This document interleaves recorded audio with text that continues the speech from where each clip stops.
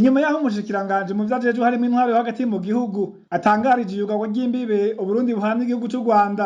Abanyamurenge hamwe na bamwe mu banyarwanda ba muri quartier Mutakura zone c'ibitoke mu gisagara ca Bujumbura baciye batangura guhigwa.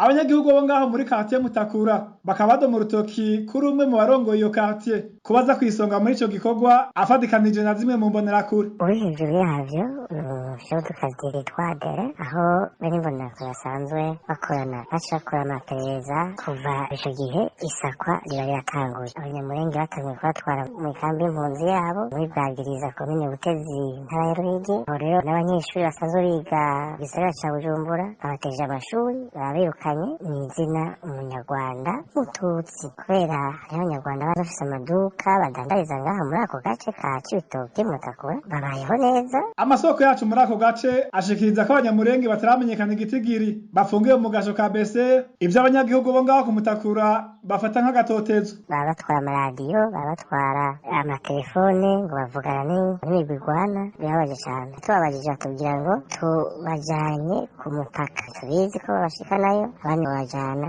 muri BCR kubafungirayo. Hariho abari muri BCR batari bake. Twe turibaza tuti mbega none n'abantu bariko bakorwa iki ko tuzi bene wacu bo mu Rwanda tangwaye nini bariko baragira. Kuri ivyo ahamagawe n'uruganda rwa Europeya Aderendi ku Masabo umwe mu barongoye quartier Mutakura atunga urutoke muri urwo ruhigi yishuye ko ivyo bivugwa ataca biziko.